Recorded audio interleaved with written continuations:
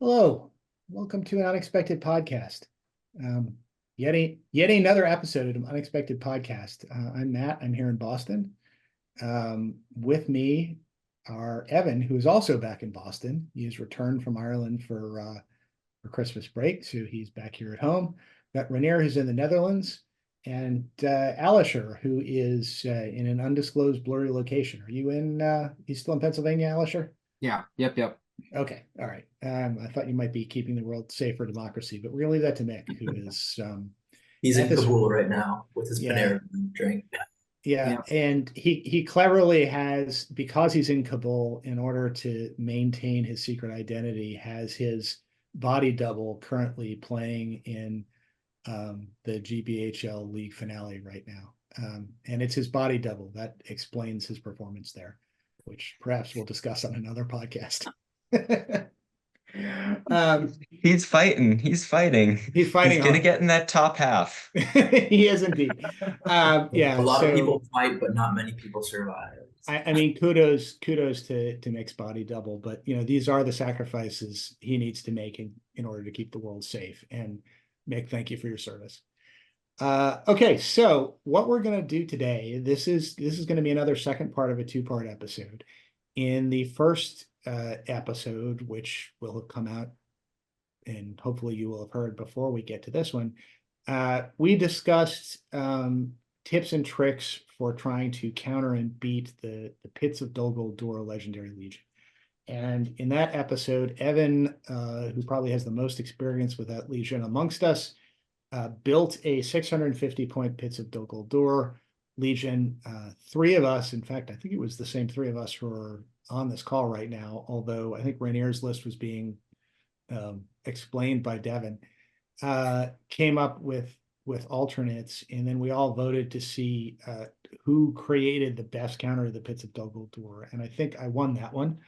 And I came up with a list from the Return of the King Legendary Legion. So now on part two, what we're going to do is we're going to fight it out on a make believe board. And what we've done is we've had Mixed Body Double from over at the GBHL finale send us a bunch of maps that are being used at the GBHL finale.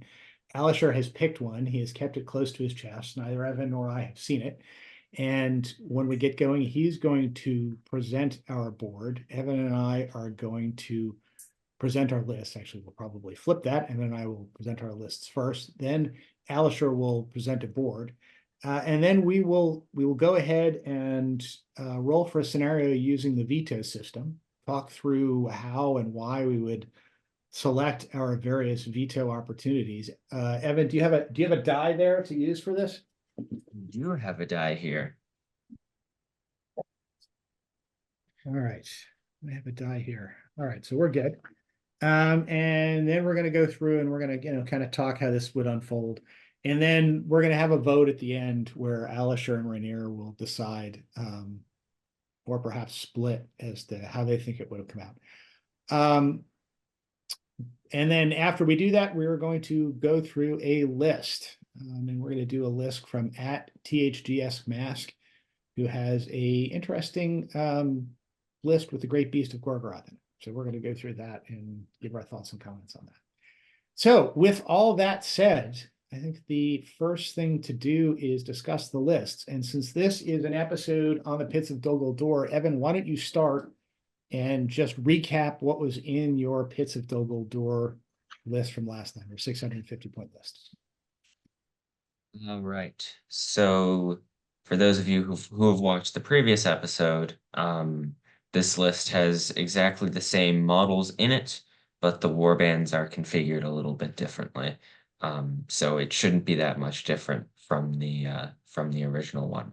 So it's Azog on the warg, one fell warg, four Gundabads with spears and shields, one Gundabad with spear, shield, and banner, six Hunter Orcs, Hunter Orc captain with a fell warg, six Gundabads with spears and shields, five Hunter Orcs, and then another Hunter Orc captain with a fell warg, five Gundabad orcs with spears and shields, and six Hunter Orcs. So all in all, 17 Hunter Orcs, three fell wargs, two Hunter Orc captains, and all in all, 16 Gundabad orcs with spears and shields, one of which has a banner in there. So 39 models in total, 10 mile. All righty. So, countering this, I have a 650 point list from the Legendary Legion, The Return of the King.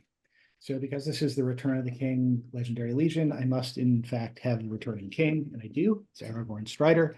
He comes with his free sword Andoril, with its 4-up automatic wound advantage, which in this game probably isn't going to make that big a difference, unless he's in contact. Well, I guess it's going to matter if he gets in contact with Gundabad orcs or if he gets in contact with Asog. It's not going to matter terribly much against the Hunter orcs. In his warband, he has 1 Rider of the Dead. He has 5 Warriors of the Dead with shield, and he has 6 Warriors of the Dead with spear and shield. And Warband 2 has, as it must, the King of the Dead. And the King of the Dead brings with him his 12-inch Harbinger of Evil, which is going to come in handy a lot in this game. And his ability just to stab people to death with his Brain Soul ability. He has with him in his warband 5 Warriors of the Dead with shield, 6 Warriors of the Dead with spear and shield. And then 1 Rider of the Dead. And so basically this is a 12 wide warband of dead with spears behind and swords in front, a couple of Riders of the Dead, and Aragorn and the King along to do some killing. So that's the list. So with those 2 lists described, Alisher, why don't you show us where we're going to fight today? All right, let's see if I can do this. Share. All right, can you see? I can see. All right, let me see. I can also draw, as it seems. I think this left side is how it is vertically, and then this is it on the side. All right. So I think. All right, so let's pick one of these to use. We can, if we need to flash back to the other picture, we can. We did get some listener comments after the last episode asking for 2 perspectives on the board. So we have 2 perspectives on the board here. But let's pick one of these to use as our battlefield, and if we need to switch back to the other to get a different perspective on the board, we can. Otherwise, I think I'm going to get really confused. All right, let's do the one on the left. All right, one on the left it is. So that's going to be looking, I think, from the perspective of what's going to be one person's side of the board going toward the person on the other side of the board. And I think that looks pretty reasonable here. Okay, so for those following along on the audio version of this and not looking at the board, what we have is, I mean, I don't want to say it's a standard board, but there's nothing on this board that I think would be kind of out of there's nothing on this board that's particularly unusual. Let's put it that way. So there are 4 buildings. Very British board. Yes, this is a British board. There are 4 buildings which for some reason don't have roofs, and it looks like you can kind of run through them. They have doors. They're kind of 4 smallish buildings. There are 2 on basically 2 on either side of, on each player's side of the board. One very close to the center, another behind it, and then there's 2 kind of off to the left as we're viewing it on the far edge of the board. There are 1, 2, 3 sets of hedgerows that look to be probably about 8 inches long, scattered in various places throughout the board. And if we end up fighting near them, we'll let you know. But these are typical British hedgerows in that they go nowhere and stop for no readily apparent reason. I'm always puzzled by this on boards, why people have fences, walls, and hedgerows that just kind of like randomly exist with completely open sides, so that My whatever. assumption is that the livestock are just really stupid, so that when they see a section of the hedgerow, they just immediately think that the rest of it is also blocked off, despite it not being that, and they just That like must be the stay in. case, yes. Yeah. That, a cow will just wander along until it hits a hedgerow and says, oh, that's a hedgerow, and stop without looking to either its left or right to see whether it can actually go around those hedgerows. But those are the hedgerow issues. There are also there's also three patches of stuff that I guess we will call woods or difficult terrain. Ev, that seem reasonable in three different Woods corners? to me. Yep. And they're basically over they're in corners, so I'm not sure how much, if any, impact they're going to have on the game. And then there are a couple of just random trees that I think we're just going to say are random trees. And then there is a kind of a hill terrain piece that has a couple of pieces of rocks on it that, I don't know, Evan, that looks like open ground to me, with the exception of the rocks themselves. Does that seem right to you? Yep. All right. Mm-hmm. So that's the terrain. And I think we will, I think the next stage is we will need to roll, see which scenario we are going to play. We're going to use the veto system, so we're going to roll for a category here, and then decide which amongst the categories we're going to choose, just so we can kind of talk through that process. And for those out there who use the veto system, you can get a sense of how it works and the thought process that goes through it. So, Ev, if you have a die, why don't you roll it and see what pool we're playing? I do have a die. I have rolled a 6. A 6. So we're playing unique scenarios. So our options are Fog of War, Clash by Moonlight, and Assassination. So remind me, Evan, how many bows do you have? 0. 0 bows. Interesting. Okay. All right. So I think then we need to then roll to see who picks or who excludes a scenario first. And I believe we do this in the high roll picks second. Is that how the established process is?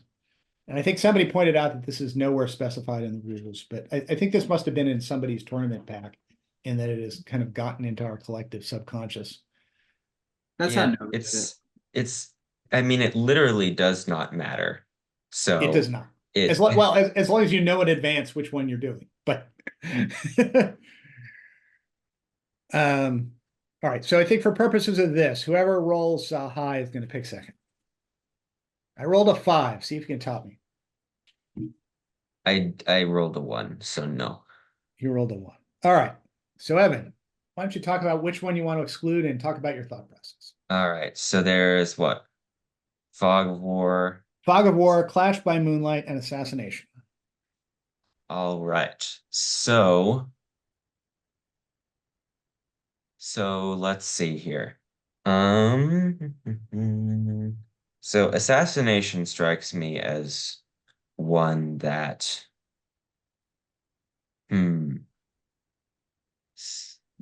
the interesting part of these scenarios is they're all quite similar.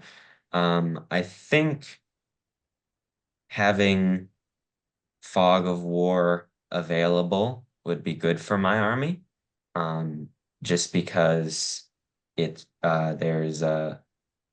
terrain and stuff like that. There's points for terrain, which means that Dad would have to split up his force in order to guard the back objective and try and go for the objective on my side.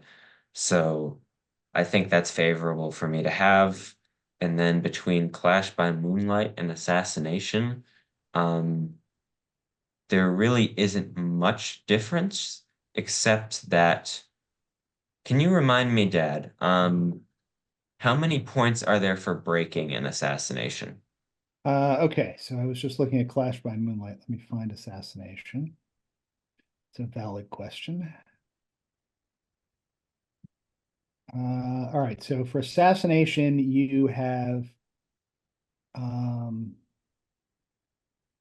1 and 3, 1 and 3, and then which I Clash by think Moonlight is 3 and 5, right? let's see here.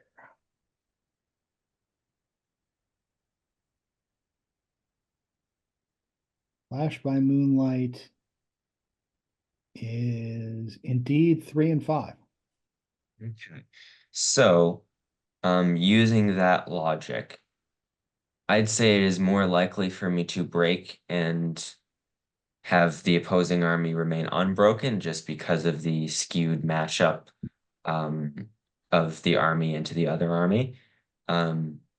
Meaning that the army of the dead are very, very good against my models. I'm probably not going to kill a bunch of them. They're going to kill a bunch of me. So for that reason, I want to minimize breaking points as much as possible. So I am going to veto Clash by Moonlight. All right. So that I think probably was a wise choice. So for the reasons you stated, I do not want to split up my army. And I have a lot fewer figures to do stuff against. I think I am going to veto Fog of War, and we are going to play Assassination. So, That's what I thought would happen, to be honest. yeah. Yeah, I was like, okay. All right. So going back to assassination. All right. So for assassination, we have in this particular scenario, we can deploy up to halfway across the board. And just for as far as victory point purposes, we each are going to choose an assassin who cannot be the leader and a target who cannot be the leader, which is going to make Evan's choice somewhat simple. And then To be fair, your choice will be somewhat simple as well. one of my because- choices will also be simplified, yes. And you get 1 victory point if you wound your target, 3 victory points if your assassin wounded the target, 5 victory points if you kill your target, and 7 victory points if your assassin killed the target. And you score you get one victory point for wounding the leader, 2 victory points for killing the leader, and then 1 victory point for breaking your opponent, 3 if you are not broken. I think we choose assassins and targets after deployment. That's what somebody has recently told me. That's not how I've done it in the past, but that's what somebody informed me is how it's supposed to be. It is how it works, yes. All right. So I think what we do then is we roll So, I for mean, board edge and deployment. Your leader is Aragorn, right? Yeah. So you're going to be protecting the King of the Dead. You're going to be killing one of my captains. Really doesn't matter which because their warbands are virtually identical. Yeah. Remind me how many captains but you have. I have 2 captains. The only Okay. thing that matters is after deployment, you're going to pick one which you feel is in a more advantageous spot, basically. Right. Yep. So let's roll And- for board sides then. All right. I'm on a 5. I'm on a 6. Go ahead then. So where do I want to go?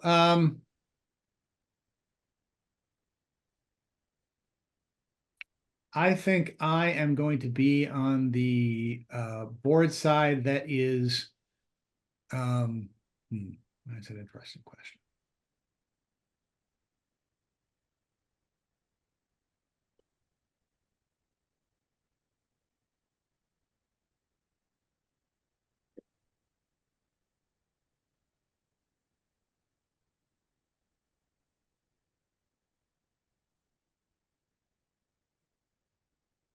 think I'm actually going to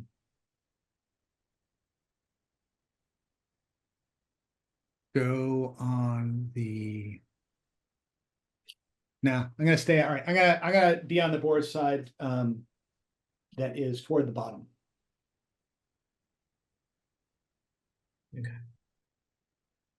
Cool. All right. Well, then I am on the top.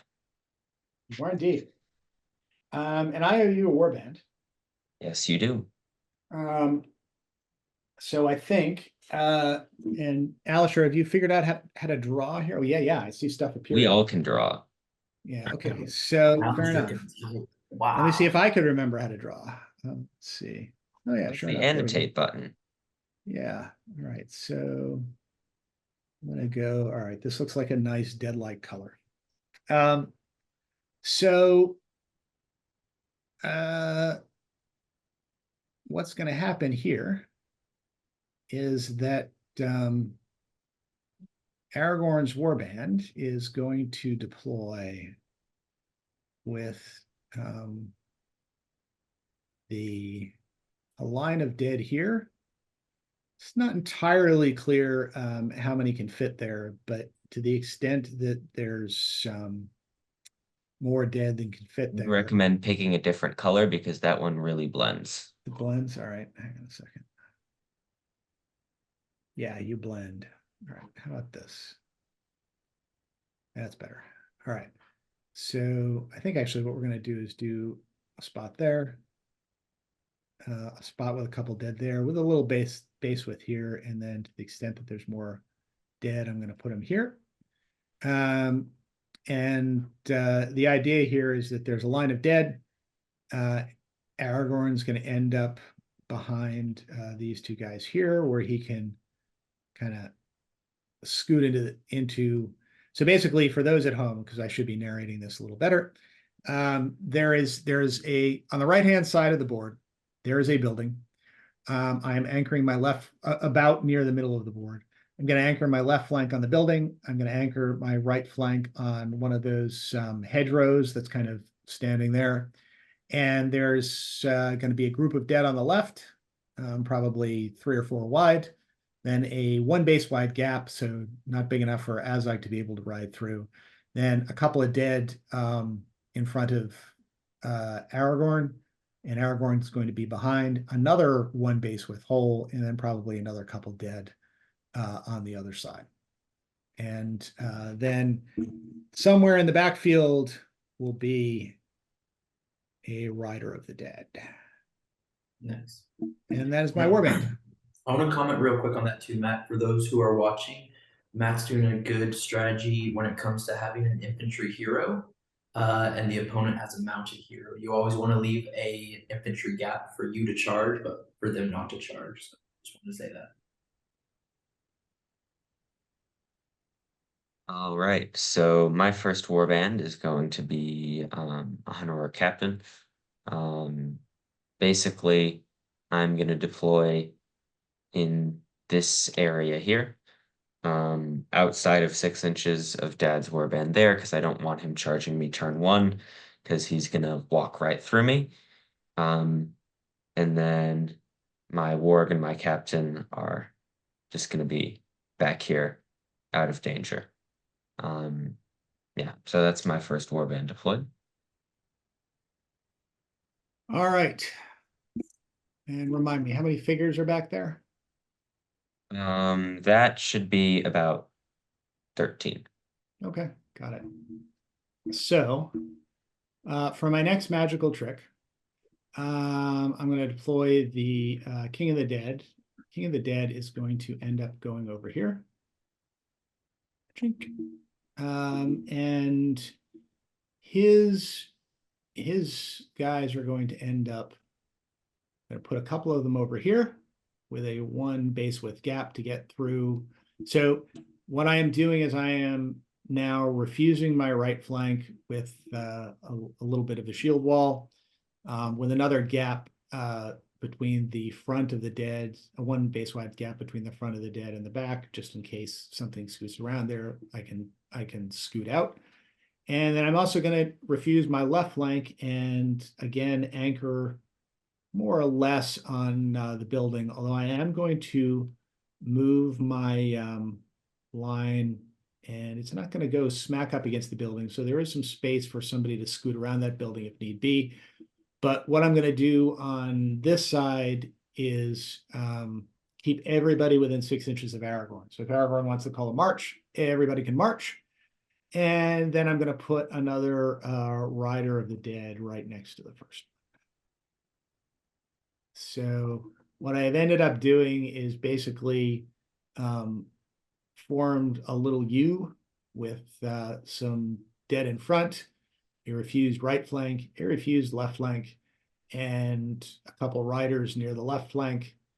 Aragorn and the king kind of in the middle of the U, with a couple well, actually looks like 4 gaps that they could run out and if they wanted to play with opponents.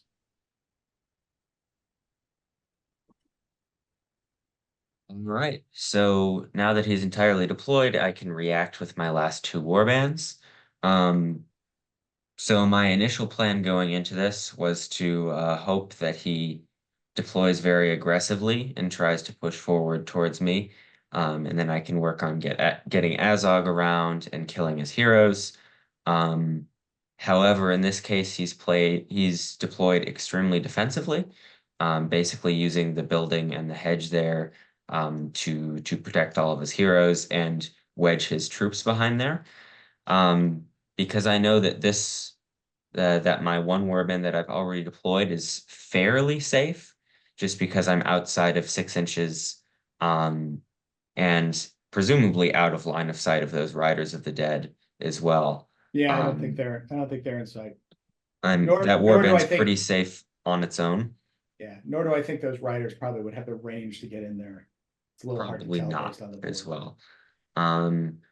So effectively, my plan now is to play for a draw, or at least play to attempt to get him out of that trench that he's put himself in. And in order to do that, I'm going to deploy both of my warbands over here, all the way on the other side of the board. And effectively, because he has no shooting and I have no shooting, I am basically saying this one warband on its own is going to run away and just try to escape as much as possible. And it is your job to chase after me if you want anything more than a draw, because you have the combat advantage. You need to effectively use that in order to get a win out of this. Gotcha. All right. And it'll mean that I can possibly pull him out of position. It'll slow down him breaking me. And if I have the chance, I can try and get Azog into either the King of the Dead or Aragorn if he ever leaves a spot open or makes a mistake, and I can try and get a win from there. Alrighty. So, well, why don't you just show where amongst that blob Azog is, and where amongst that blob your other hunter or captain is. So just to kind of narrate visually for the people at home, what we've ended up with is my entire army sitting in kind of the right center of the board in a somewhat defensive position, but right up, a defensive position that's kind of right up on the mid line of the board. Evan has countered with one warband that I would guess is probably about eight inches or so away from me, kind of covering a gap between a hedgerow and the same building that I'm anchoring on. And then he has taken his entire rest of his army and put it all the way on the left-hand side of the board, up at the midpoint, but all the way on the left-hand side of the board, so that his force has been divided, with one warband kind of facing off about 8 inches away from me, and the rest of his army on the left-hand side, probably a couple of feet away from the other warband. So Ev, if you want to just show me where Azog, Captain. Azog is going to be right up front, because there's no reason for him not to be, because you can't threaten him because all your warbands are deployed. Mm-hmm. And then the captain is going to be right in the middle, just in 6 inches of everybody. in order to call a heroic march if he so desires. Gotcha. All righty. Interesting. So, how's the game gonna go? All right, so I think based on this, well, all right, so we need to pick our targets Yes.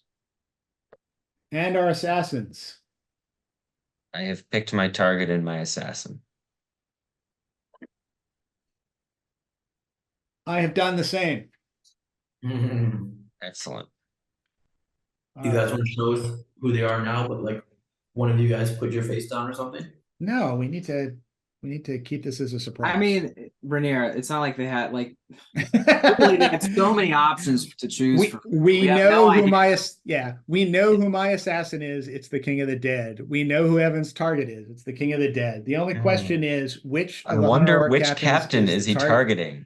Is it Is the he one that's targeting across captain? at the other end of the board, or is it him?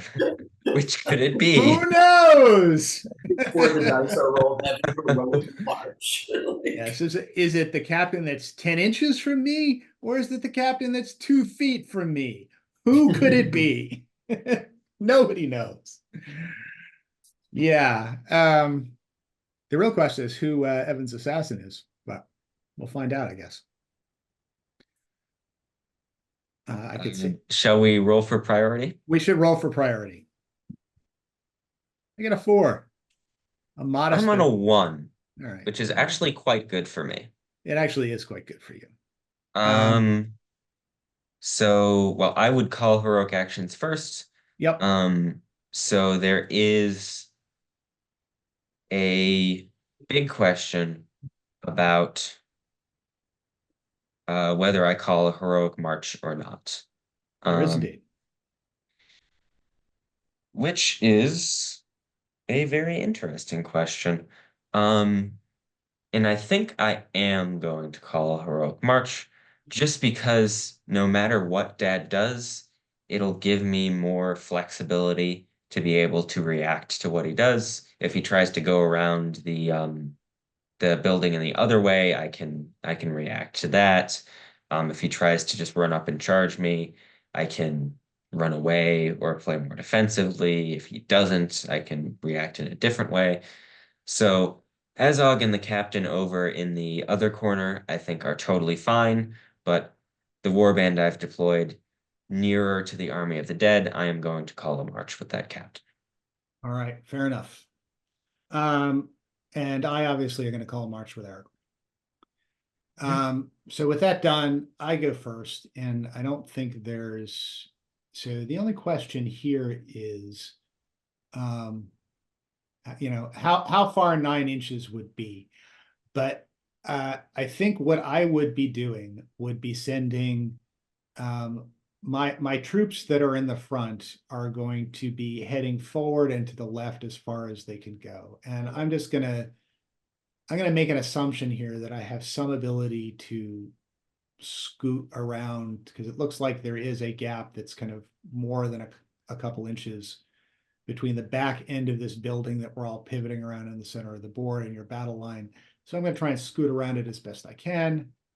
And I'm going to end up with a battle line that looks like this and probably curves up to you. And then my other 3 dollops of dead would probably end up getting an inch from you, or as close to that as 9 inches would allow, probably something that looks like this. And we'd have Aragorn up here, kind of right behind this dollop. Actually, no, we can't do that. I think Aragorn needs actually to be down here. So we're gonna actually, you know what we'll put, King needs to be down there too. We're just gonna scribble this out. King and Aragorn are gonna need to be kind of behind this battle line as far down as they can. And then He's going to instantly kill all of my warriors. I was trying to be helpful and just remove the crossed out Aragorn, and in the process, they're gone. Where did that was really easy for Matt. Well, That, no, that's I mean equivalent they to like a disappeared. 6-year-old just bonking the table and everything is knocked. Yeah, so Aragorn's probably going to end up kind of by the building here because what we need is we need to keep his 6-inch zone because my left-hand refused flank is going to head around the other side of the building, and it is going to end up here looking somewhat like this, as long as they can stay within 6 inches of Aragorn, which I'm kind of assuming that they can. And the riders then I think are going to gallop up, and I think the riders are going to end up over here. 2 riders. And so all right, so what I've done basically is tried to get around Evan's one isolated warband as much as I can. I've moved my my left-hand refused flank around the side of the building. So it's out there where, Evan can try and jump on it if he wants. But Aragorn and the king are sitting in the middle of this blob, and they have means to run out either between my 2 lines of dead on the left-hand side if Evan comes after me, or if for some reason Evan decides he wants to try and jump me on the right-hand side with near his exposed warband. And the riders are getting up kind of as close as they can to Evan as well to try and maintain pressure on the one isolated warband. Okay, so this in the back can get erased, yeah. Yeah, you can just erase everything in the back there. All righty. Okay, Evan, you're up.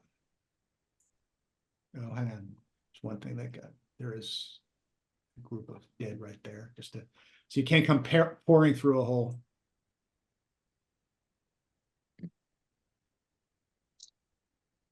All right, so for future reference, if you were me in this situation, you should have deployed your warband slightly farther forward. It would have still been out of 6 inches, but due to my poor drawing skills, Dad was able to wrap around my warband, which is not something that I intended to happen, but this is why I should go back to art school. So the plan now basically is once again, my superior drafting skills have carried the day. Indeed. So I'm gonna call the march, and I am just gonna go straight back through this hole right here, and then I'm gonna end up with the captain back here, and then I am going to use this section here to as sort of a choke point to prevent Dad from getting through. And I'm also staying out of 6 inches of his guys, just because why not? And the captain's just going straight back. Over here, Azog is going to move his 10 and move up here. No one's got charge range on him, so there's no reason for me to be conservative in that way. And then the rest of my models are just going to go over this way. And just sort of move towards that back left corner of the board and just use that as a defensible position. All right, so what Evan has done is heroically run away. He has taken his isolated warband and taken it back and put his hero behind a line of orcs that are defending a gap between 2 of these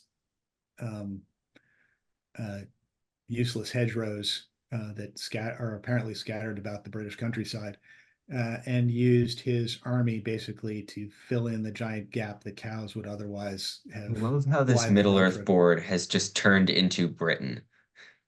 Well, I mean, we're just fighting in Britain now. Well, I mean, this is in Britain, isn't it?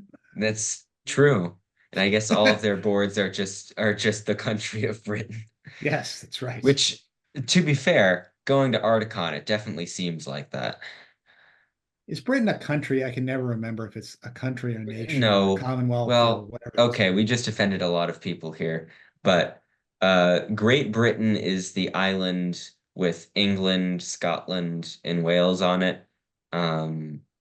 So I don't think it's technically a country, but in this, I get, or it technically, I'm not educated enough on this to make that It's a distinction. kingdom, right? Because United Kingdom.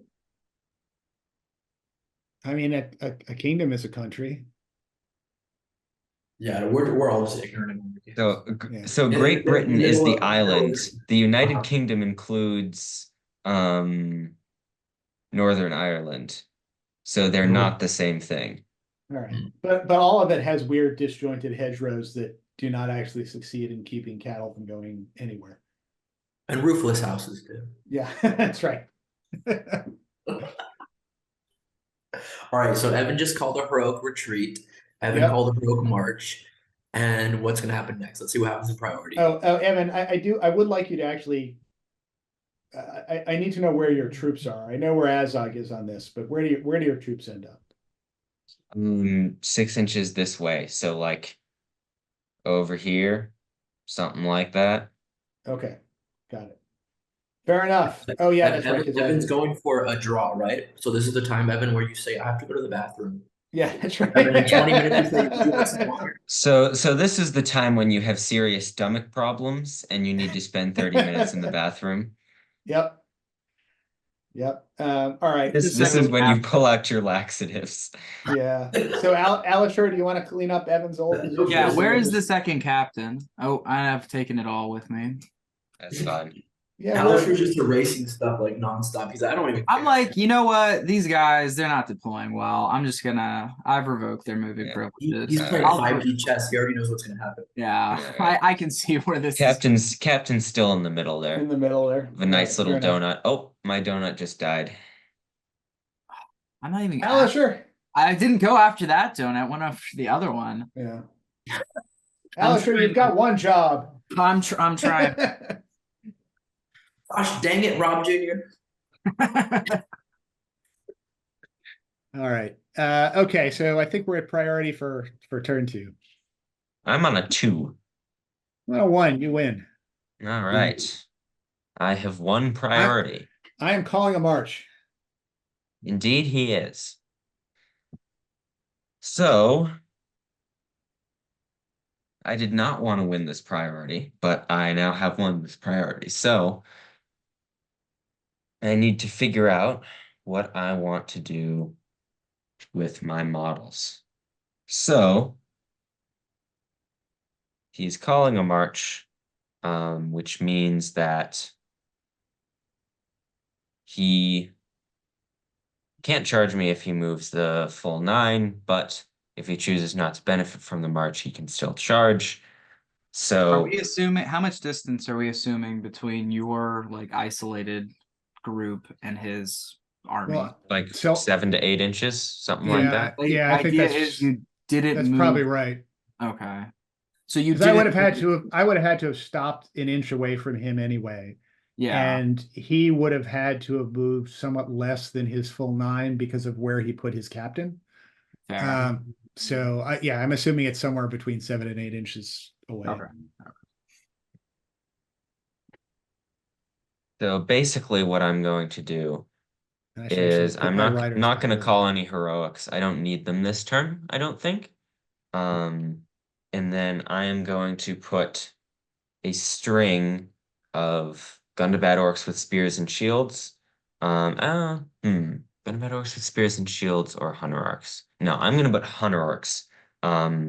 Just sort of as a long string in between these trees here. I'm just gonna leave them there.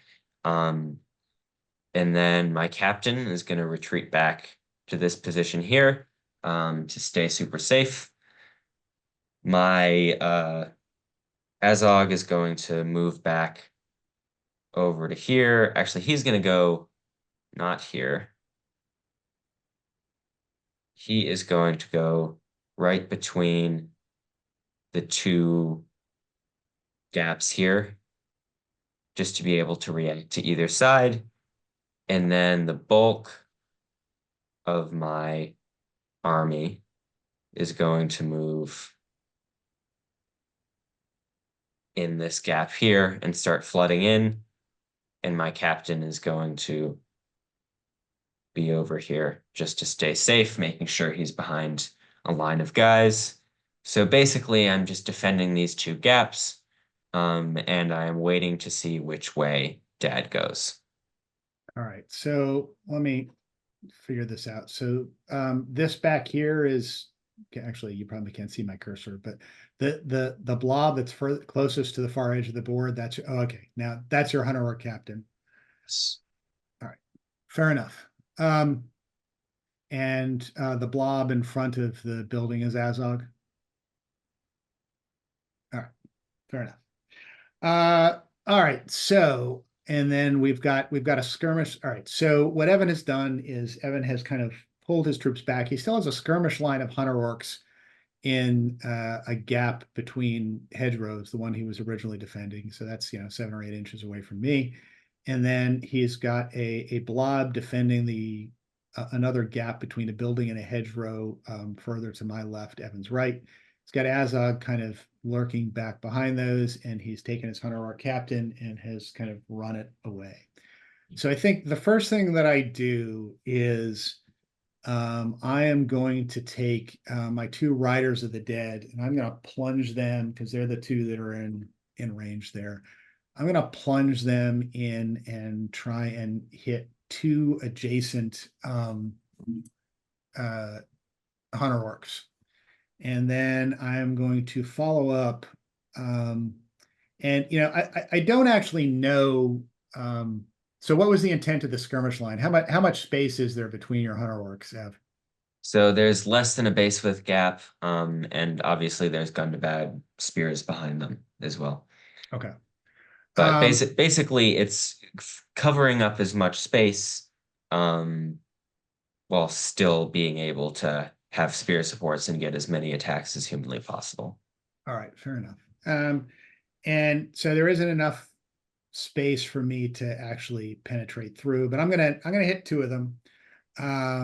And so we've got a rider here, a rider here. Charging 1 Aragorn's, guy or 2 guys? well, I suspect the way you have them arranged, there's no way I can put both on 1 guy, or else I'm going to end up in somebody else's control zone. Am I right about that? Yeah. So I think I have to pick on 2 of these singular guys, and then I'm going to have Aragorn up pretty close to, as close as I can to these 2 guys. King of the Dead will be. You're doing the cab, and then you're calling with me with Aragorn. Yeah, and then I'm doing it with me with Aragorn, and everybody else is going to kind of get up right in the face of Evan's skirmish line here, with a couple gaps, basically probably on either side of the riders for Aragorn and the King to run through, and then I'm again gonna refuse the flank over here with more double line of dead. And I'm going to make sure, obviously, well, I mean, Aragorn's kind of right there with the riders, but I'm going to make sure that Aragorn's banner effect is going to cover both of those riders, so I have a banner. All right. So that's where we end up. I mean, we could actually roll these combats to see what happens. I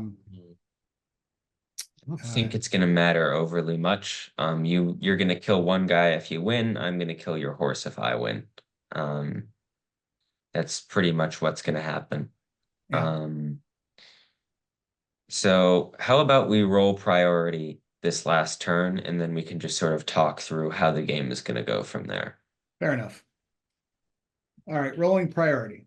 I'm on a 6. Well, although actually, I mean, part of it depends. Yeah, we should run these combats because it's going to depend on if I'm able to punch a hole that I can skip through at this point. It may Well, actually. there's no way you can do that because I've got spear supports behind all the guys, so there's gonna be nothing that's gonna allow you to get models through. But there are heroic combats that could be done here. Well, Next okay. turn. Next turn. All right. Next turn, possibly. All right. Let's roll this combo. We got plenty of time. Sure. Let's just roll one of them. All right, so let's do arbitrarily, we'll do the right one first. Hmm. I have a 5 without my banner. I got a 4 highest.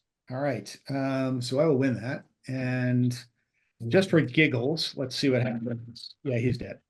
And then on the other side, I have a 5 without my banner and a 6 with my banner. I rolled a 6 as well. We have a roll off. All right, survey says I had priority. No, Goes I to- have it. Evan has it. All right, well, Right. I'm gonna roll it. you roll it because I won good. Goes to evil. Goes to evil. All right, see if you kill the horse.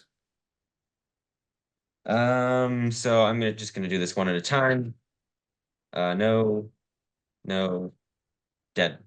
All right. And I survived. Should have struck the guy because I rolled a 6. Oh well. By the way, I rolled right next to my microphone, so I hope for our listeners that wasn't too sonically unpleasant. All right. All right, so let's roll priority one last time and see what happens. I get a 2. I'm on a 3. All right. I call a heroic move with Aragorn. Do I care about countering is the real question. And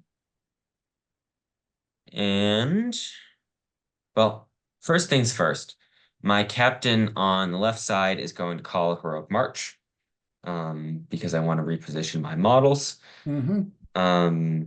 Azog could call a heroic move. He could affect some guys, not necessarily all of them. But in this case, he's killed one model, so he can stick guys in that gap. And then I can just reinforce with spears and stuff like that, and stop the advance. So I'm gonna let him go. All right. So forward I go. And what's going to end up happening here is that Aragorn and the King of the Dead probably are going to well, I don't know. I think I'm just going in, and since you haven't left a base with between figures, I'm going to be putting the King of the Dead probably on on one of the guys that has a spear support behind, back him up with a spear. And Aragorn will probably go in next to him. And then the rest of my dead are just going to kind of flood into your front line. And I suspect because of the way you have positioned, I'm going to be getting a bunch of I'm going to be getting at least some 2-on-1s. And I think at least one of those 2-on-1s will be in support of the King of the Dead. So it's going to be the King of the Dead and another guy and 2 spears against 1 hunter orc. And then Aragorn and a guy behind him on probably Gundabads and probably a pair of Gundabads. And then the rest of the guys are just going to gang up and get as many overlaps as I can, given your kind of skirmish order on the rest of your front line there. And then for the rest of the guys, I'm just going to continue to hold to refuse the plank. And I think and I guess probably one of my rider, my rider is going to gang up on a guy too. Probably on another one where there's enough space so that I can get my rider and a file of dead guys on one orc. Actually, no, there's no benefit to that because I can probably get as many. Rider's just going to pull back in reserve. Mm-hmm. And then I'm just gonna gang up on guys in the front. Yeah. So And I assume based on the way this kind of came out that there's really no way Azog can get in at this point. Because you've got he doesn't need to, and he shouldn't. Yeah. So basically the game plan from this point is these guys in this choke point here are going to hold off as long as possible, which is going to be probably, I'd say, at least 2 turns, maybe 3 if I'm lucky. This captain is going to go. The captain in the back is going to go around to the other side of the building. This contingent here is going to march back in this choke point here with the other captain going here. Azog is going to pop into this building here because I have fell sight, so I can charge without line of sight. So it'll allow me to escape. Can if he fit through that door? are okay, we can argue this if you want. Yeah, I'm not sure that his, because doesn't he have a 50 mil base with that warg? Now, I'm fairly sure in the rules it says if he can reasonably fit through a doorway, despite the Alright. base, he can fit through. All right, fine. We'll let him And- go in there. And just to let you know, listeners at home, if your opponent is being reasonably rude, like my father is, if you were in this situation and that's what happened, you could just put him back here and get functionally the same result. Yeah, I think you But- probably could. No, put him in the house. I like him in the house. All right, Azog is gonna live in his house. So, and basically the plan from here is the two captains are gonna keep staying back here, probably move more towards this tree. I'm gonna to wait it out with my guys in this choke point here. Once Dad beats through this section here, I'm probably just gonna have moved to about this position here with all of my guys, assuming that we get 2 turns. At that point, he's gonna probably, well, what would you do at that point? So 2 turns have passed. You've beaten through all of my guys. Yeah, I don't think those guys are going to last more than 2 turns. I've kind of seen, especially given that I've got a bunch of outnumberings here. I've seen how quickly these orcs die. I actually played a King of the Dead list against Mordor a couple weeks ago and was, To be frankly, fair, I am much more likely to win the fights than Mordor is. But your point well, stands. no, I mean, because I was fighting the Numenorians in front, so he had a fight value advantage, and I mean, his rolling was somewhat subpar, but the dead just went through his battle line like a hot knife through butter. Matt, what's the logic behind putting the King of the Dead in combat right now? Like, I mean, it's not probable, but like, what if He just kills guys. you don't think he'll And- get? There's no chance he gets wounded. No, he's got might. He's got another file there, so it's 5 dice with a higher fight value and a banner, Okay. and Doesn't he might have- behind his. Does he have 2 fate or 3 fate? He 3. has 3. So, and Okay, you know, then so even if he that's takes fine. one, yeah, exactly. Okay.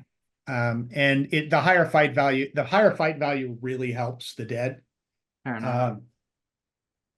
That was one of the things I discovered from that last game. So I'm going to cut through them. What I'm actually going to do, if I can pull this off, and I may have to do a heroic move to pull this off, is I am going to position dead at either of the 2 doors of the house that Azog is in, and I'm going to defend those doorways against Azog. So that is absolutely never going to happen. You just don't have enough turns for that. There is absolutely no way. Well, Because what's going to happen is you're not, Aragorn is not going to heroic combat through because the 2 fell wargs are going to stop him. And then next turn afterwards, if you don't do anything stupid with your guys, Azog's just going to run outside of the house and go back with the army. That may be fine, but I mean, if he stays in that house, I'm gonna pin him in that house. I mean, you're right. You will have, if he doesn't want to stay in that house, he can run out. The plan was not to keep Azog in his house as much as he loves it. All right. The plan is put him in there temporarily, just in case you try and push some models through recklessly. And then if during that first turn you don't do that, get him out of there. Yeah. Well, I mean, after that, I just I basically go into orcs and I just start killing orcs. And if you leave a gap that Azog can try and go through, I'm going to just put some more dead there and lap around and let him go through. What I mean, I think the plan is I kill the guys that I'm fighting now, which is how many? How many were in that 13. warband? How many? 15? 13 minus 1 down to 12. 12. All right. So I kill those 12. And then probably what I do is I go straight into these guys next. Seeing as those guys are no longer there and they're over here, it's going to be slightly harder to do. Well, I mean, eventually I'll get to some of them, and I'm just gonna. I mean, I'm once I finish these guys off, I'm gonna start heading into your into the rest of your army and try and kill them. So you know, wherever reasonably they end up speaking, being. how much time has gone by at this point in the game? Well, Evan's gone to the bathroom. And Yeah. then Yeah, how many times has Evan gone to the bathroom? Evan has taken up smoking and gone outside. Makes it. I'm sorry, I'm a diabetic. So, Go to- so basically the plan from this point, now that my army is together, is I am just going to call heroic marches for the rest of the game because I have 9 might left to call heroic marches. And whichever way he goes, I'm gonna go the other way. I have this house in between us at this point. I assume after he kills these orcs, he's gonna move up to like here-ish, something like that next turn. Yeah. And then I'm going to have heroic march that turn. I'm gonna move over to here. And then I can basically march off this way. And he's gonna have to chase me over this way. And it's gonna take him quite a few turns to eventually catch me. He'll probably catch me over here, I'd say, something like that. I- And even It- then, it's going to depend on how the priority rolls come out.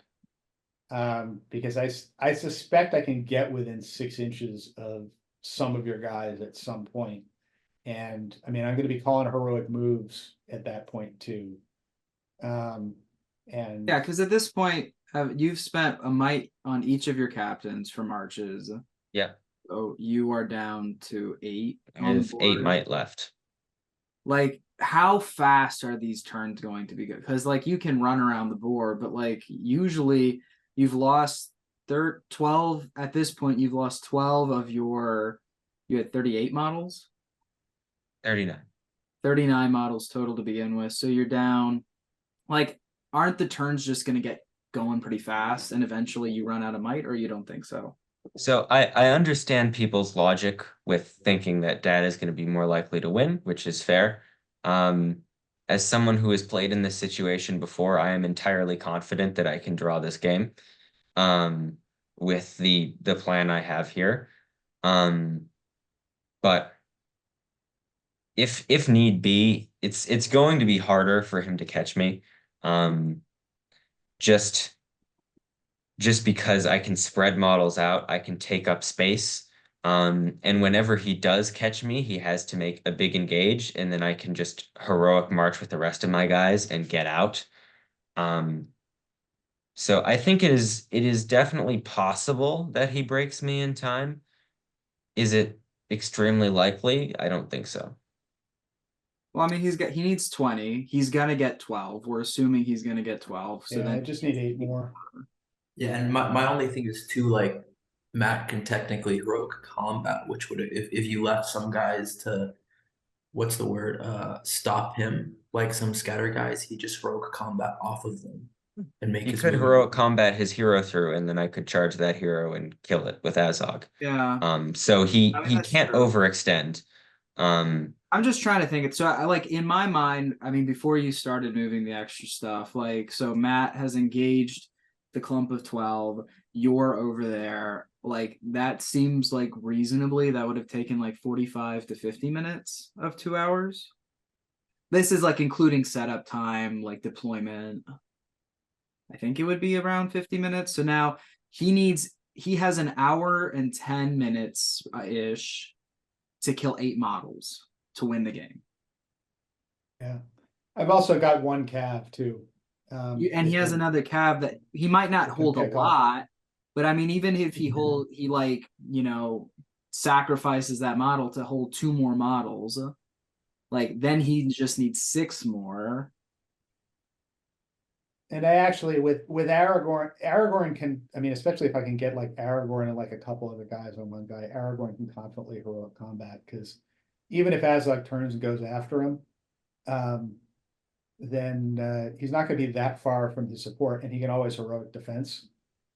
So Yeah, I mean, Aragorn can take a turn of Azog if he needs to, especially if what it ends up doing is draws Azog back into the fight. Because if once Azog commits, the rest of Evan's army has to commit. Or else Azog's, if I end up getting priority the turn after Azog tries to kill Aragorn, assuming Aragorn survives, and I win that move off, Azog can be, world of hurt. But anyway, he might get away. I mean, I think I like my chances of getting another 8 models before this runs out, but no way to tell. So I think it seems pretty clear the way people are going to vote on this. Oh, Evan's salty And now. I think it's definitely more likely that he gets me than I'm able to keep the draw. I think, let's see. He catches me there.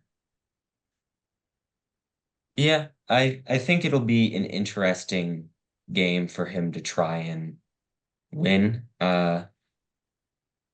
It's definitely possible. He does have the free marches, which are good. Yeah, so it really depends on how quickly everything's shaped out. But yeah. All righty.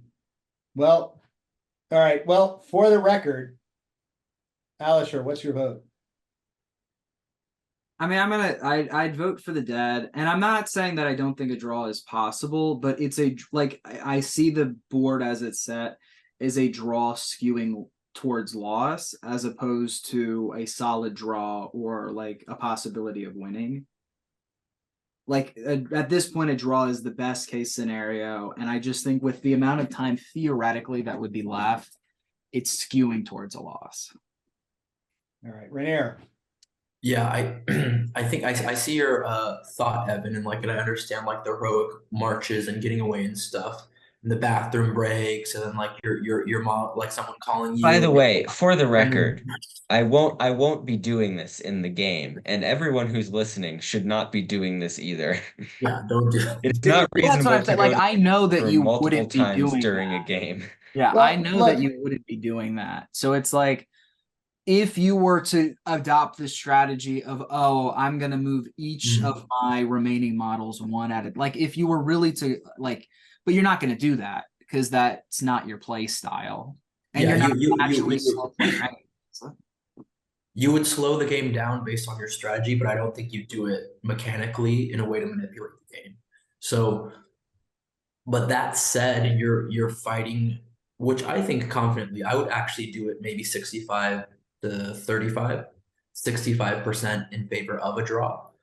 It's doable, and I can see you doing it, but you're going for a draw, and Matt's chasing a win. So, like, just for that reason, I'm gonna skew to Matt, and the Cav 2 can really do well because if he throws a Cav into your guy, and let's say even if your guy kills the Cav or stops the Cav, then just next turn, and Aragorn would be in that guy's face or combating, doing the maneuver and stuff. And I think last round or last 2 rounds, Matt would be willing to just use all his might to get those 8 kills.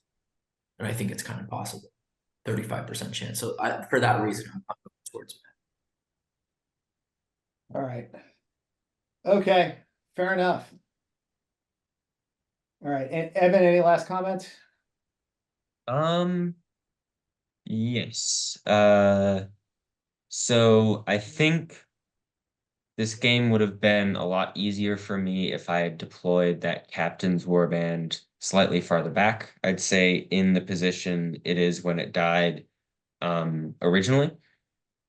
Because I knew that Dad's warband was over here, I could have put my warband here and basically been much more reactive. The hope was if I put my warband there, he goes very aggressive and puts the King of the Dead over here, which, by the way, for those of you listening via audio, is on the other side of the building that he originally deployed on.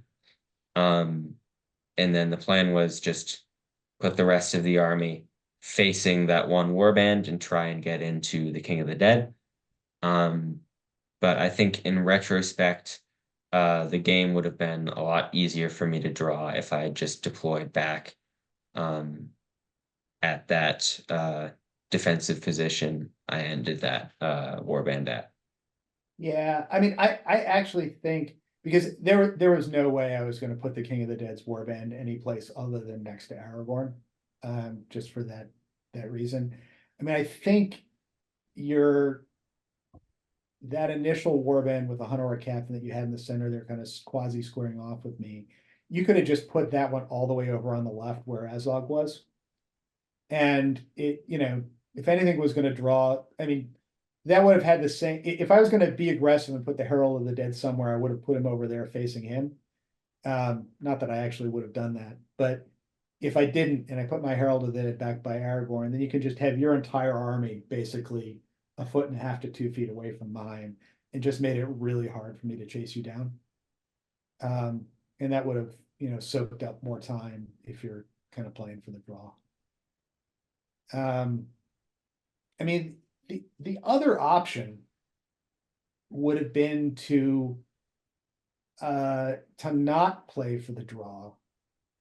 And, obviously this would have been the riskier option because we all know. So the big issue here with when these two armies fight is, given that everything I have causes terror except Aragorn, and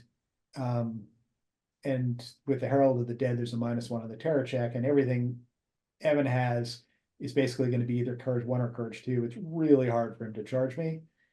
I mean, the other thing you could have done is basically position the rest of your army so as to try and box me, and I'm going to draw where this is. So, basically on the other side of this hedgerow. Actually, that's not really a hedgerow, but basically covering that gap. So for those looking at home, basically when we set up, I had deployed my original army in a nice defensive position. Evan had taken a nice defensive position, preventing me from kind of moving into the center of the board from there. And another alternative to basically playing for the draw would have been for Evan to take the rest of his army and basically put in a position on my opposite flank, so that if I advance forward, whichever way I advance forward, to threaten, half of his 50% larger army, the other half of his 50% larger army can then fall in behind me and hopefully get it, Aragorn and the King of the Dead. And that kind of, it gives a dilemma to me because, I mean, I have to advance because I have to do something. And if I advance into that gap between your two flanking forces, I have to expose my butt somewhere because I don't have enough figures. I don't have enough figures basically to cover it all. But on the other hand, that presupposes that Evan can roll enough terror checks to actually get in and do some damage, as opposed to me just kind of mooning him as I go after one half of Evan's army and just trust to failed courage checks to protect my rear. But anyway, I mean, I don't know if at the end of the day that would have proved a better strategy, but it's an alternative strategy. This is I think, tough scenario pool for. Oh yeah, Fog of War is the scenario that he wanted, and obviously I was going to veto. Yeah. These two scenarios are both bad for him in this matchup. Yeah. I mean, when you rolled 6 as a pool, I mean, so first of all, this is meant to be an unfavorable matchup, and then we're talking about a relatively unfavorable pool. Yeah. So that doesn't make it easy. Supposed to be hard. Yeah. Yeah, unfortunately, I think Dad's strategy, the one that he just suggested, is sort of what you have to do, especially if you're like on, table 1, table 2, or something like that, and you're trying to podium in a tournament, and you know that if you draw, you're not going to podium, right? If you need the win, then you just try and get in surround and hope that your dice gods, that the dice gods smile on you and you pass a lot of courage tests and kill a lot of Army of the Dead. Unfortunately, the dice are very stacked against you in that particular situation. But that is definitely an option. So ideally, what you would do in this situation is that you would split your entire army up and just scatter it across the board and just play super skirmishy. The problem with that is most likely one of your captains is going to get exposed, and then the Army of the Dead player will either have a chance at charging them or just be flat able to charge them off of a heroic combat or something like that, and then get the win that way. So you can't play with that scattered deployment. So yeah. Yeah. Effectively, the advice is play my strategy, but play even more defensive. When you're going for a draw, just go for a draw. Don't try and rely on your opponent making a big mistake, because that could lose your draw. Yeah. I also would, having seen this happen recently, I would also caution against a skirmishing strategy against the dead. Because to the extent that an orc battle line has basically any hope of beating the dead, even with a significant numerical advantage, it needs to be in a shield wall. Because once the dead get into a position where The skirmishing strategy is not supposed to beat the dead. The skirmishing strategy is supposed to minimize the casualties over yeah, you just you have to be you have to possible. be a little careful about how you do that, given the endless supply of heroic marches and heroic moves that this army has, because you can the individual guys will just get swallowed alive by this army as soon as the army catches up to them. So you just have to manage kind of how many you expend as roadblocks. All right. But anyway, to my point, because I think this is a broader point. If you are playing against the dead and you're playing orcs, if you are going to fight, and you don't necessarily need to, as Evan has showed in this game, if you're going to fight, you need to do it in a shield wall, because if you put yourself in a position where like 2 or 3 files of dead are going against one of your figures, those figures will just die. If you want to have a hope of actually killing the dead, you need to have like a file of 2 guys fighting a file of 2 guys, and then hopefully have more guys in an open flank that you can lap around and try and win some courage checks and get into the second rank and trap some of the dead, because that's when you can actually kill them, is when they're trapped. So, all right. I think we can probably take this map down and go on to our list review. Okay. All right. So I'm going to put up the list. Let's do that.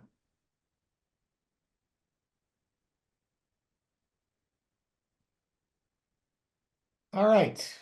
So we have here a list from THGS Mask. And he's saying that this is probably one of the best ways to run a Great Beast of Gorgoroth. This is I believe a 500-point list. It says it's just the right amount to avoid too many compelling wizards, which is definitely something you want to avoid when you have a Great Beast of Gorgoroth. He also says, I know Goroth is a weird pick. Spoiler, this list will have Goroth in it. It's just like he's still a fight 5 striking guy with a 2 wound modifier who's very hard to kill, and he certainly is all that for only 80 points. And he is nearly unkillable when surrounded by troops, and can come out and assassinate targets in exposed positions once you've broken up your enemy with impacts, bows, fireballs, and Morannons. So let's take a look at this. So we've got Warband 1, who is Goroth, Captain of the Morannon. With him, he has 5 Morannon orcs with shield, 5 Morannon orcs with shield and spear, and 1 Morannon orc with shield and banner, but no spear, apparently. Warband number 2, we have Kardush the Fire Caller, and with him, he has 5 orcs with shield, 5 orcs with shield and spear, and then 1 Mordor orc with shield and spear. And then we have a Great Beast of Gorgoroth, who I suspect is going to be somewhat near Kardush, so that Kardush can slowly consume the archers on its back in order to restore his will. So he has 6 might, 34 models. So thoughts on this list? We don't have a volunteer. I'm going to call on somebody. I like it. I think I agree with the assessment that at 500 points, it's less likely to have 2. You can fit a Wraith in. I mean, the Witch King is good at just about any points level, so you definitely have to be considerate of that. But 500 is probably straining it for Gandalf or Saruman. Maybe Radagast, but I think even that may be a stretch, given that you'd have to have an awkward alliance to make that work.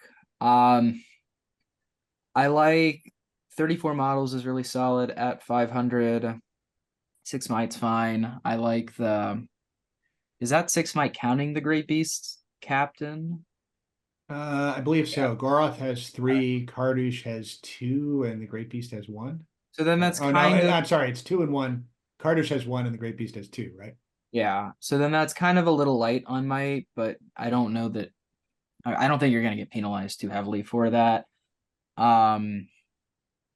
Yeah, I think it's a pretty good. I mean, of course, there are the small little things of like it never hurts to throw in a few Black Numenorians. I don't see any. So like there's never a reason why, and a list like this. I mean, Rainier probably can talk on this. Like you even throw 4 usually with your Corsairs, right? Just to have them. Different Yeah, I mean, circumstance, but like it can do one of those things because like you have the numbers, which is pretty good. You're gonna play the scenario as well because you have like models all over the place in D6. The Black Numenorian sprinkled here and there would add just terror here and there. You'd still have the D6 and you still have the strength 4, like all that ran and shield wall. But yeah, like Alisher's probably gonna say, it would just like stop another horde coming against you, and then you get to choose the fights. yeah. Remind me, does Kardush have a spear? No, Yes. I don't think Oh. so. Oh, I think can he's pull it. got a staff. You're probably right. I'll pull it. I up. don't have the book on me, but I think Yeah. he's just got a staff. It's Yeah, hmm. I've got it over. Does somebody have a hand? No, He has a spear. Okay, so I would make one tweak to this, which is take one of the spears off of in Kardush's warband, take one of the spears off of this spear shield Moranin, give the banner a spear in Goroth's warband. And that way you end up with 2 warbands where you have 6 guys who are fighting in front and 6 guys with spear behind, and Kardush is one of the guys fighting with spear behind. And you have 6 other guys. I'm not sure you need or want the Numenorians in this list, frankly, because you don't have the -1 terror bubble from a Wraith to back it up, and may as well just go with more strength 4. I think you've got Fury, so you don't need the higher fight value. So I don't understand an aspect of this, which is with War Beast, doesn't the beast automatically pass courage tests? Yeah, it does. So why do you need Fury within range of them? Because he's talking about getting Fury on the Orc Commander. Why is that necessary? Oh, you don't. Well, I mean, because the War Beast doesn't charge people. It moves into could be people. fell light. I'm Well, no. I think it automatically passes, right? I don't think you can fell light a War Beast. Don't quote me on this because I don't think you usually can, take because War it's not a Beasts. chariot, and the reason why you don't Yeah. have to roll a courage test is because you're not actually charging. But you All right, still let me It just I'm gonna grab seems the rule book. Hang on. it just seems odd to want somebody to get Fury on the Orc leader. and obviously we're checking the rule book to make sure, but I was always under the impression that basically almost all courage tests are auto passed. But maybe I'm completely wrong in that sense. We'll find Um, out. and I think if it is the case that all courage tests are auto passed and there's no need for Cardouche, it may be an interesting option to swap Ah, Cardouche for a basic Wraith, so and then take the Black Numenorians. So what do we got, Dad? so it automatically passes all courage tests for being broken, Okay. but it does not Okay. automatically So pass courage tests for fell light, for example. So specifically for Fell Light is the one and only reason you want Cardouche. Well, I mean, you also want Carduce so that your Well, I fury-driven mean Moranans specifically will for the pass Great courage Beast of tests. Gorgoroth. You won't be worried about that if you take Black Numenorians, and then Cardouche becomes less useful. Because I think the other option you can do is drop Cardouche, take a basic Wraith, and then take those Black Numenorians, which is going to reduce your numbers by a slight amount. Um, but it does give you that terror line, which I think is very good at 500 points because there's not a lot of high courage and auto pass courage in those armies. Well, But but if you are concerned about Fell Light, then you can keep Cardouche. yeah, That's I mean, fine. the other thing is that, I mean, Carduce is part of the gimmick, right? Because he uses the guys on the back of the Fell Beast as fuel. And you know, that's part of the gimmick of the army is the endless supply of fireballs that Carduce gets because of the guys on the back of the Great Beast. Hmm. That's fair enough, I guess. That is an interesting synergy. Um, I don't know. I guess part of the reason you take the Great Beast is that it's so hard to break you without killing the Great Beast. Um, and using Cardouche to kill guys on top of the Great Beast makes it easier to break you. Um, but that is an interesting synergy. Yeah, I mean that's the rationale behind it. Is he's got his fury-driven Moran and Orc line, and then he's got Carduce just kind of sitting in the back, fireballing heroes off of horses and key figures that need to die and stuff like that. And I mean, you don't have to kill like everybody on the back of the Great Beast, but he can kill as many of them as need be. So I Um, think part of the problem is I'm trying to find slash add another dimension to this list. And I think the points are too low to do that. And that's why, because that's why I'm not sure 500 points is necessarily the best points value to take the Great Beast, because I find that the Great Beast works well when you have basically a full army and then just an additional Great Beast there, just taking up space. Um, and often you only need one magic user to shut down the Great Beast, right?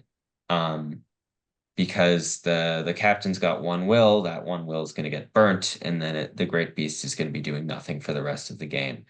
Um, the the and the other risk that you have with the Great Beast, because it's got that big base, all you need is one guy who's got what's the Great Beast fight value? Is it 4? Yeah. Yeah, one guy with one hero with more than fight 4 to go into it with a bunch of his friends. And the Great Beast can die quickly. And even at 500 points, you're probably going to have a hero running around with fight 5. And I mean, one of the counters to that, and the Wraith can help you with this, is if the Wraith's in there, transfixing that hero so he doesn't come in, or or if he needs to uh channel transfixing him so that his fight value goes down. But it's there's risks either way. I mean, Carduce can also fireball that guy off the horse, and try and I keep him think out. a good design of the Great Beast, which is sort of a philosophy I'm thinking about more, is and we'll talk about this in our later Dutch System Open review if we get around to that. Did you play Great Beast Is in the Open? Oh, you did, didn't you? Kevin did. Yeah. He came Yeah. third. Yeah, but well, Um, did you play him? I can't remember if you played yeah, Kevin or not. I You did did. play Okay. him. And what was important about that was he had his 500-point Easterling army, and then he just had a Great Beast allied in.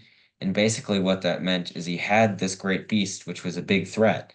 But also he had an Easterling army, right? And even if the Great Beast, even if I had to spend like a bunch of resources to take out the Great Beast, he had a strong army that could survive without the Great Beast.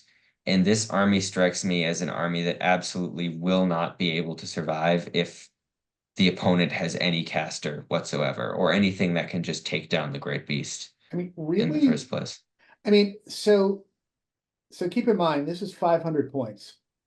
And he has got a 12 wide defense 6 Morannon No. Orc shield You buff. you clear you like Moranons a lot more than I do, but that's not going to work out. That's Yeah. not enough models to, especially if you're taking Moranons. At 500 points, where I mean, because something has to be spending its time stopping the Great Beast. And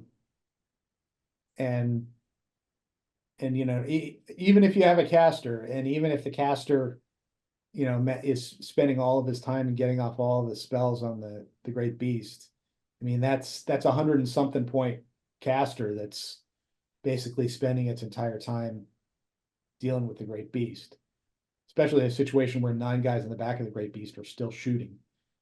I don't know. I think at 500 points with stuff dedicated to go after the Great Beast, I think a fury-driven Morannon shield wall could be a little scary to deal with. But I mean, it's certainly going to go through a Rohan shield wall pretty quickly. Most things do. Yeah. I mean, it's probably going to go through a Gondor shield wall pretty quickly. Maybe at the highest levels of optimization, it's not, but like generally speaking, I think this is definitely like a B plus list, I would say, for sure. That's just me. Like I've played against Great Beasts. I think I played once with a Great Beast myself. I would part of my concern, sorry to interrupt. Part of my concern is, so I guess I think I know why he has Kardouche. Does Kardouche work with the courage test to Stampede or no? Because is it Oh, that's the interesting. commander? Isn't it the beast taking the courage test, and the beast uses the commander's courage, or I'm is gonna the check on commander that. taking the I courage don't know. check? I don't know the Because answer to that's that. extremely I think important. I think actually they use the courage of well, they may use the courage of the commander, but it may be the beast that's taking it. But let's see. Because my entire argument changes if the Great Beast auto pass Stampede checks. But if it doesn't, I can just throw a guy in there, wound the beast once, because it's fight 4, right? And then it's just going to stampede through all the Morannons. But if it auto passed the stampede test because of Kardouche, then that changes everything. All right. So what it says is the model must take a courage test using the courage value of the model controlling it. And the commander may use their might and will to improve the results of the courage test. So I think it is the Great Beast that takes it. Okay, so wouldn't auto pass courage tests? Would not auto pass courage tests. Okay. I mean, at these like 34 models is gonna in my mind, outnumbers most lists. I mean, the commander is courage 5 with the army mod. Though remember, 34 models, 11 of those, I think, 10 of those maybe are on the Great Beast. Do they And of count course for they're purposes shooting. They do count for the purposes of breakpoints. They're just not Do they actively consider fighting. airballs too, though? Well, Hmm? yeah, you've got a 24 model shield wall. So you got a 12 model wide shield wall. But I feel like that doesn't sound That's like fine. going to your point, Evan, of like Kevin having a 500-point Easterling army and then the Great Beast, like 24 odd like orcs or Morannon orcs is not a bad core. 350-point army. That's like, Yeah, that's fine. I mean, you put a terrain piece or a building on one side of it, you put a great beast on the other side of it.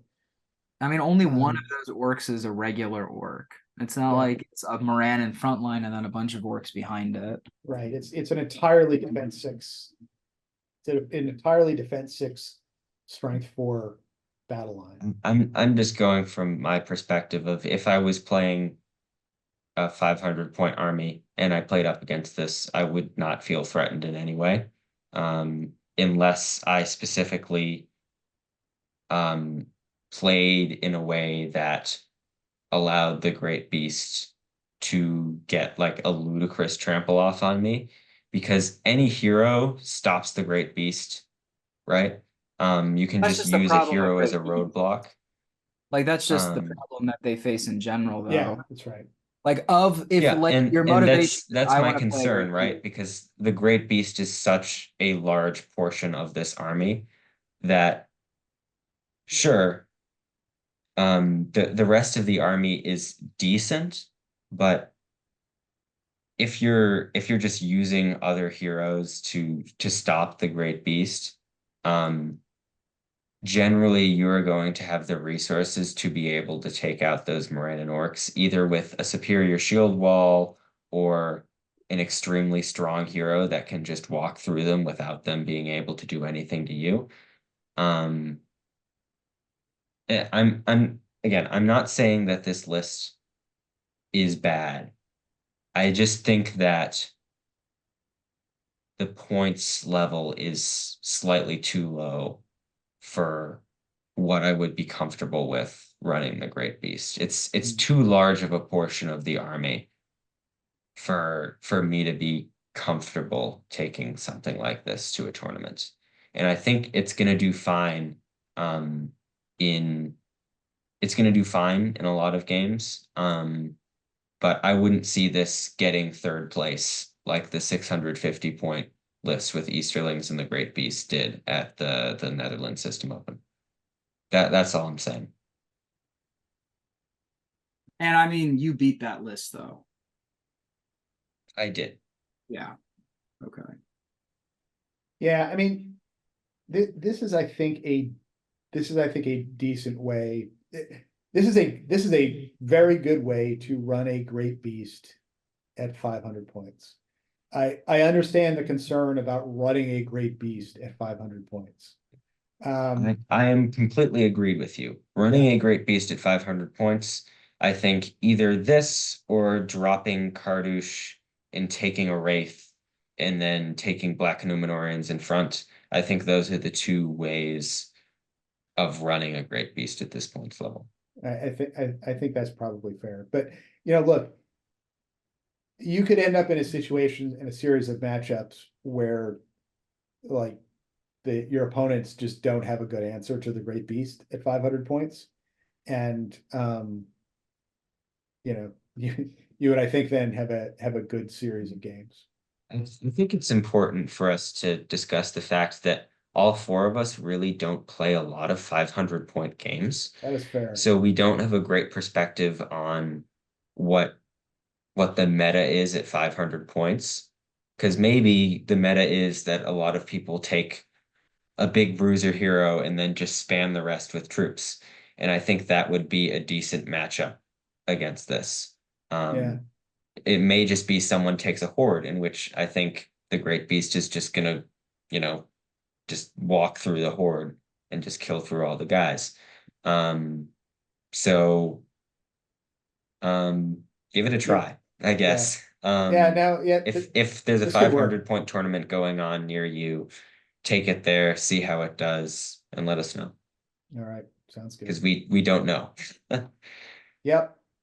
All right, so this this episode may or may not be out by the new year. If this episode comes out after the new year, happy new year to everybody. If it comes out before the new year, happy impending new year to everybody. But in any case, keep sending your lists in. We'll keep reviewing them, and we'll be back with some new episodes. There may, just to warn people, there may be a gap after this episode for a while, because I've got to go and be a lawyer for a while, and it's going to limit my organizational abilities here. But we'll see how things go, and we will see you again eventually.